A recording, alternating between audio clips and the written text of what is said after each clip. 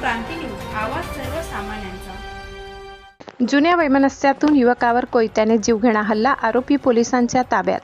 दिग्रस शहरातील मोतीनगर बायपास रोडवरील स्मशानभूमीजवळ बुधवार दिनांक 3 जून रोजी सायंकाळी 7 वाजेच्या दरम्यान झालेल्या जीवघेण्या हल्ल्याप्रकरणी पोलिसांनी तातडीने कारवाई करत आरोपीला ताब्यात घेतले आहे। या घटनेमुळे परिसरात काही काळ तणावाचे वातावरण निर्माण झाले होते।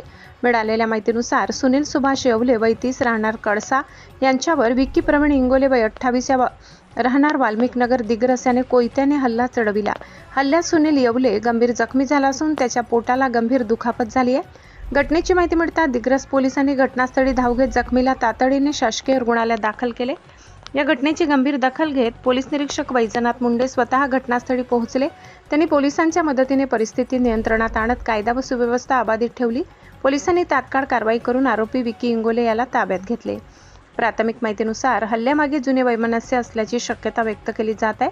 यापूर्वी सुनील येवले याच्या विरोधात एका अल्पवयीन मुलीला धमकावणे, लग्नासाठी दबाव टाकणे व बदनामी केल्याप्रकरणी अदखलपात्र तक्रार नोंद झाल्याची माहिती समोर आली आहे। त्या प्रकरणातील वाद आणि त्यातून निर्माण झालेला तणाव हल्ल्याचे कारण असू शकतो, असा प्राथमिक अंदाज व्यक्त केला जात आहे। आरोपी विक्की इंगोले यांनाही छातीत, कमरेला व इतर शरीरावर गंभीर इजा झाली असून त्याच्यावर दिग्रस ग्रामीण रुग्णालयात उपचार सुरू आहेत। या प्रकरणी दिग्रस पोलिसांनी आरोपीला ताब्यात घेऊन चौकशी सुरू केली असून हल्ल्याचे नेमके कारण, वापरण्यात आलेले शस्त्र आणि घटनेचा संपूर्ण घटनाक्रम उलगडण्यासाठी तपास सुरू आहे। जखमी सुनील येवले यांचे पोटावर गंभीर घाव असल्याने आतडी दिसत आहे। याच्यावर दिग्रस ग्रामीण रुग्णालयात प्राथमिक उपचार घेऊन यवतमाळ शासकीय रुग्णालयात उपचारासाठी हलविण्यात आले असून यवतमाळ येथे उपचार सुरू आहेत।